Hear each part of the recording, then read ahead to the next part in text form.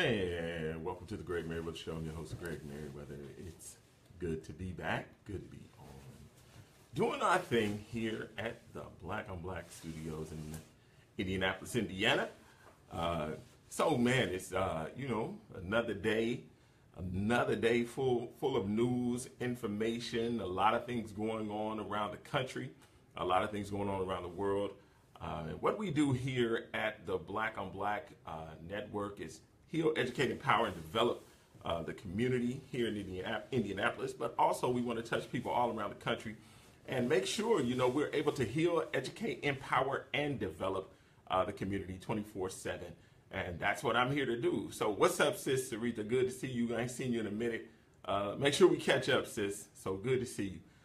So yeah, it's crazy, man, that, today starts the first day. Let me just put this out there.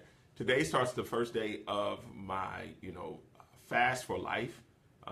Basically, what happens is I put it out there in the information. I put it out there in the air. Let me say that. I put it out there in the world that for every day that I get up, if there's a murder that has happened the previous night, on that day I'll do a fast for 24 hours. And so last night, yesterday, and let me reiterate. So what I said was I was going to fast for on that day, not for everyone, for the black person. If a black person is killed, on the next day I won't eat. So today marks the first day for me not eating. But you know what? It's all for, hopefully, what I would like to show at the end of it all, either something triggers some people to watch me. If I begin, let's just say this, if I begin to dwindle, it is a reflection. It is a reflection of how our community is dwindling if we take it upon ourselves to not end the violence. So I just want to go there real quick.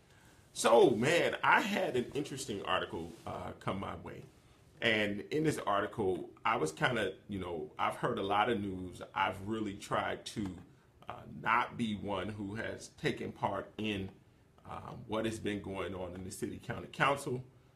I've seen a lot of information, but I saw this article, and when I saw this article, it really drew an interest. Hey, good to see you, my brother Will. It drew an interest to me. And when I saw it, I was like, interesting point. We've seen a lot of news. We've seen a lot of TV. We've seen a lot of information that has been out there about Pastor Stephen Clay being the city county council president now. Took or beat Maggie Lewis 14-11, I believe that is, in a vote. A lot of speculation has come about behind that, saying that he has given up power to the Republican Party by giving them committee chair responsibilities. And, I interviewed him on the Expo show, and in that he pretty much was assuring that the power had not shifted and that a lot of the news that's being put out there is simply not true. But then on the flip side, the news has also been talking about just his personal, business things. There have been certain allegations about him pretty much groping a minor. And those allegations, to my knowledge, have not been, well, they're saying that there have been things that took place, the proper channels, things didn't come about. He was cleared, and I guess we moved forward, and that was 15 years ago. So I saw this article, and it was from, I guess, a blog, Did You Think About This? And it was written by Justice H. It says, what color is innocence? And I want to just go through this blog really quickly. It says, what color is innocence? Many may not think about this question often, but if you dig into the archives of any courtroom or walk through any county jail or state prison, you will find that innocence may indeed have a color. Black people only represent 13.3% of the U.S. population, while white people make up 77%. But there are more black men in state prisons across the nation than there are white men. Blacks are 5.1 times more likely to be incarcerated than whites, and blacks represent more than half the prison population in 11 states. I'll again ask the question, does innocence have a color? We live in a country that says you are innocent until you are proven guilty. Yet, when we dig into systematic racism and how blacks have been the target in so many crime initiatives, it should make you think about the color of innocence.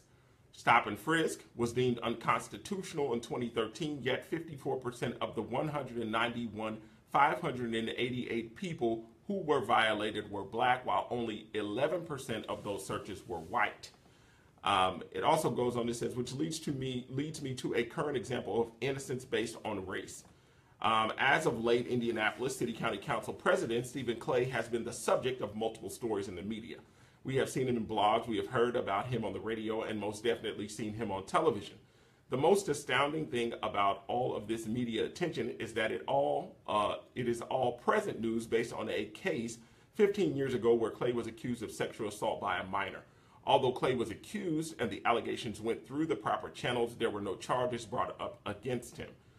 For those of you who may believe that timing is everything, isn't it amazing how all of these allegations were raised 2 weeks before Councilman Clay and former President Maggie Lewis were to square off for the council presidency. Lewis was defeated by Clay in what we call a democratic process, or a vote 14-11. Since that moment, local lynch mobs have been developed with a desire to remove Clay from his seat as president. There was a similar case in 2016 when City County Council Vice President Zach Adamson was accused of rape by a 19-year-old man. Not only was Adamson accused, he was also hit with a protection order. Adamson vehemently denied the allegations. Then it asked, where were the marches, rallies, and lynch mobs? Who didn't believe Adamson? How many IBJ, Star, and Recorder articles were written about him? It says Adamson was eventually cleared of any wrongdoing and was able to move forward and begin putting things back together in his life. He still has his seat on the council and does not have the media bringing up his history from 2 years ago. It says, if you are a true advocate for equality, should you be asking why hasn't Clay been granted the same freedom, being that his case is 15 years old? And then it says, personally, I have no idea what happened in either man's case. If they did what they were accused of and were cleared, then that is something they will have to talk to God and their conscience about. If they were in fact innocent, then that is justice operating correctly. And then it says, was it easier to believe Zach Adamson because he is a white man? And is it easier to not believe Clay because he is a black man? Nevertheless, in order to become an agent of equality and justice, you can't be one who fans the flame against one person and puts out the fire when it comes to another. It is especially wrong when the situations are similar. When looking at all the things that are going on in our nation's capital, it seems that we should be figuring out how to be unified instead of apart. Racism in America has reared its ugly head in a way that seems unimaginable. We have to be more aware, and we also have to stop it in its tracks before it takes us to a darker place than that place we were that place we were not in not so long ago, or that we were in not so long ago, excuse me. If innocent until proven guilty is the process, then we need to stick to it. If it isn't, then let's be honest about it. And finally say that innocence has a color. I personally believe that innocence does have a color, and that color is white. Until America is able to show us differently, I believe we will have to continue showing her inequalities to the masses. I find this quite interesting. And the reason I find this quite interesting is because when I look at the way things go about around this country, you just saw a situation where young women all across the country that went and took part in USA gymnastics were violated time and time again by a white male, and even before he even stood before the judge, there were still people defending him. And it just amazes me how some people are always given the opportunity to prove their innocence. When we think in our history, you know that there are plenty of black men who are in prison who were innocent, or who are innocent, let me say. I know a man now by the name of Leon Benson, who I've spoke to frequently, who, based on his case, I've read the case, and he still sits in prison, and he's been given a crazy, ridiculous sentence for something that he did not do. And so when I look at this case or this situation, it seems odd that, and again, I do agree with the writer on the thing of I have no dog in the fight, But I can say this. I did not realize that Zach Adamson had that case. You know, I just didn't pay attention to it when it was out 2 years ago. You know, you still see Zach Adamson. I just reached out to Zach Adamson earlier this year about some things that his community wanted me to aid in getting done. And when I think about Zach Adamson, you know, potentially or allegedly being a person who raped a person, does it change how I look at Zach Adamson? I will say it does not change how I look at him. It wouldn't change how I treat him. But I, being a person who looks at the system and says, if the system says that Zach Adamson is innocent, then I have to agree with the system because that's the system. Even though, you know, they make mistakes. But when it's all said and done, until there can be something that proves otherwise, then Zach Adamson is innocent. So when I look at Stephen Clay, Pastor Stephen Clay, Councilman Stephen Clay, President Stephen Clay, my question is, why is it not the same? Especially 15 years ago. But you know, we've got, you know, I saw Abdul on here and he had a comment. I'm not sure what that comment was, but I'll look that up. But I think that when I see all these comments, or when I see a bunch of people going hard about this, here's one thing that I have to say. This is Greg Meriweather speaking, not the writer of this article. Here's my question. It makes it seem, it looks like there is more. I've asked numerous questions. I've talked to a lot of people, and for this to be on this level of government, to me personally, it seems that there is more to it. So when I look and Abdul puts out an article and then it turns, and Abdul may be watching, but when the article turns, because initially you started out with an article that was based on sexual misconduct, okay? Then it turns into the church records. And then it turns into his campaign funds. And so when I look at all these things, I'm asking. The public may not be asking, but I am asking, what is it about? And then when I see the recorder take the position of saying, okay, well, let us write about this. And we go and I dig behind that and I find that the recorder has been helped. I find that the recorder, Shannon Williams has ties with Maggie Lewis. Then I have to ask that question. Why is Shannon Williams? This is a big question for me. Why is Shannon Williams, the president of the recorder, taking the time to write these articles or editorials that focus more on her friendship than it does on the political thing at hand?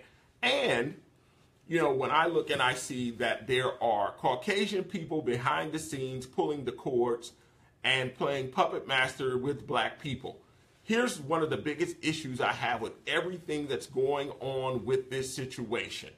I was looking at the Indiana Business Journal and I saw more black faces. I saw more black faces in the Business Journal than I have ever seen at one given time, and it's all based on scandal. Now, this is me keeping it 100 because that's what I do. When I know, and he's my guy, I love him dearly. He says a lot of wild stuff, but I will say this. He does his thing. But when I look and I see Abdul put out an article, and when Abdul puts out an article, I've read Abdul's articles. Abdul is the man that says, if you cannot beat them, gentrify him. I have seen him write articles that totally go against the black movement. I have seen Abdul say many things that I believe go against black people.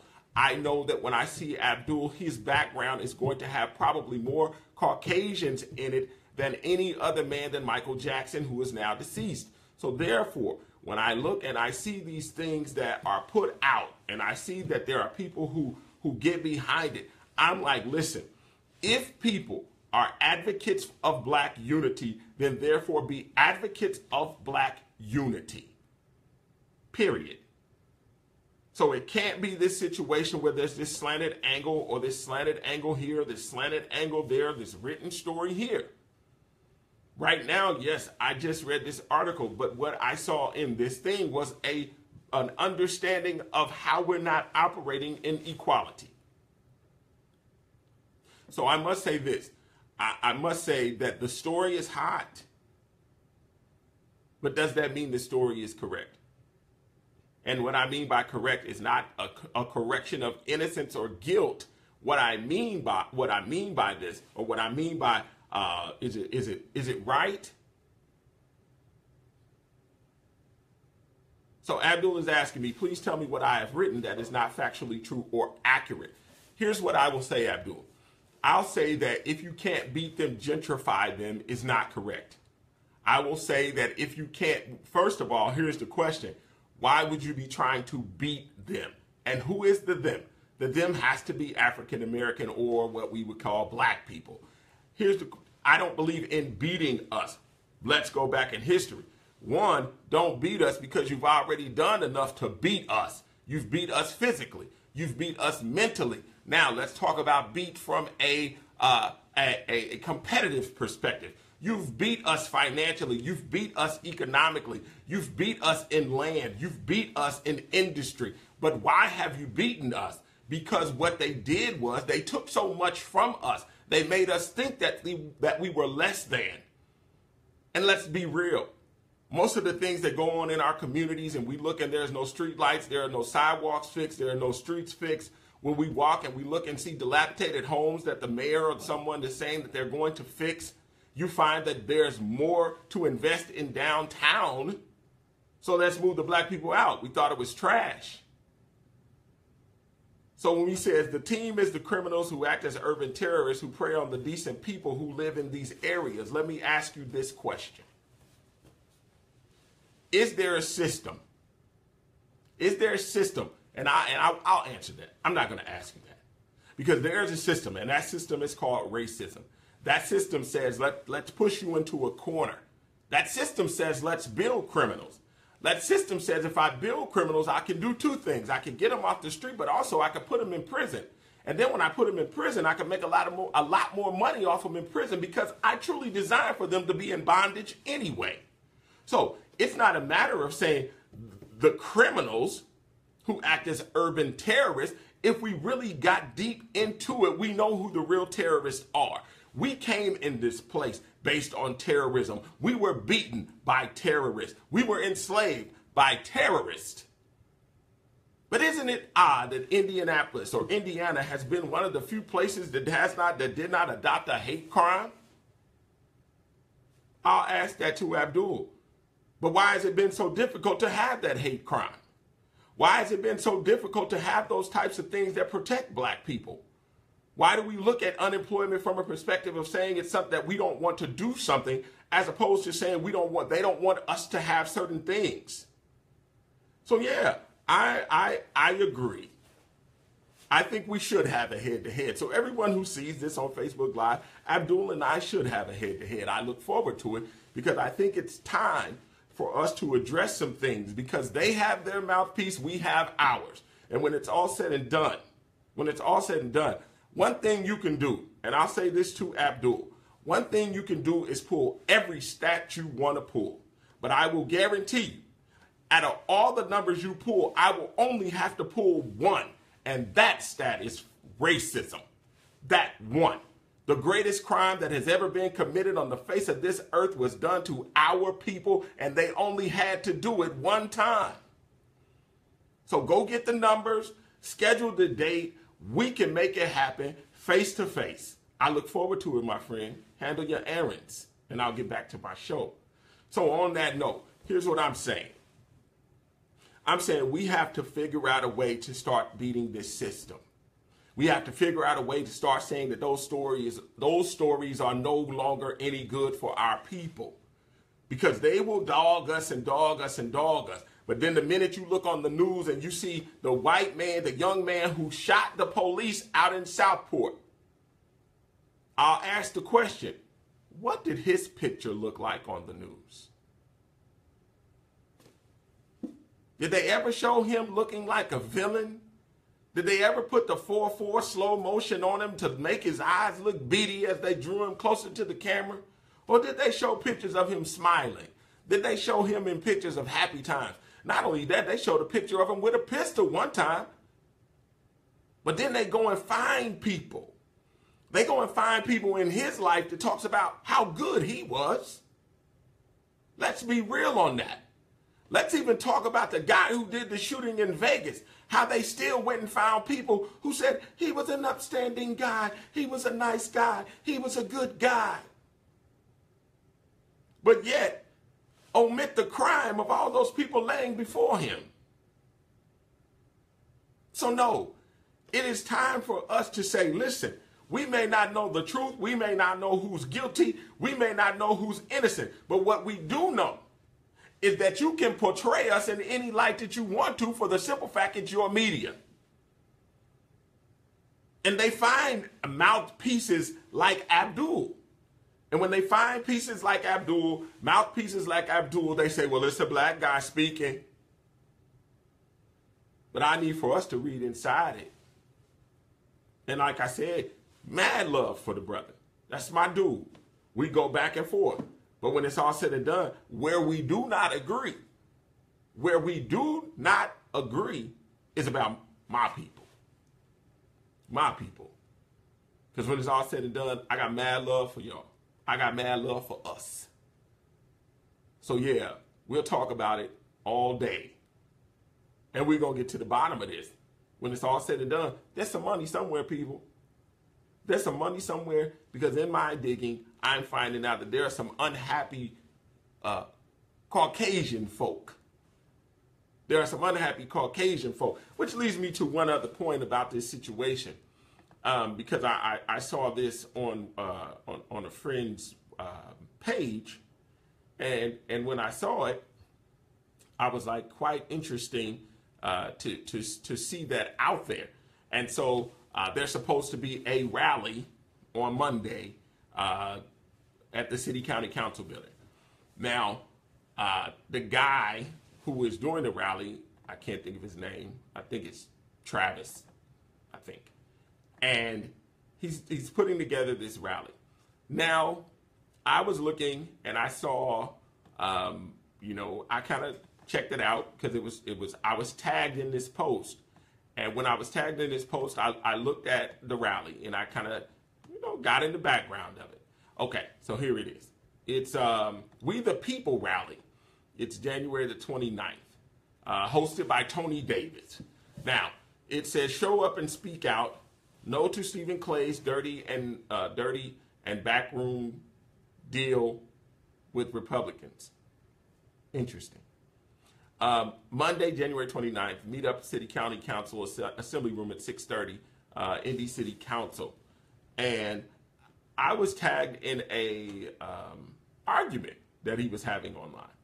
And in that argument, I just found it interesting that when he was asked why he was doing it, when he was asked what was his point, what was his purpose, he never answered the individual who was speaking with him. And I don't know him, but I will say this: he's not a black man, and I have a problem with us protesting against us. I was on 1310 last year, and they were talking about Blewett, Williams and Blewett, and basically people were upset because he had come out and said that some things had happened and he was fired from his business. And then I came on at 1310 and I said he actually sold the business and they fired him as they would an employee. And I don't know the inner details, but a lot of pastors were saying, well, we're going to go and protest. And I said, slow down. I said, because from what I heard, there was a black-owned business who bought it. And I said, it would be ridiculous for black people to boycott black people. My stance remains the same. So what I'm going to do, I'm going to take a real quick break. When I come back, We're going to continue this conversation. You are listening to the Greg Meriweather Show. We'll be right back.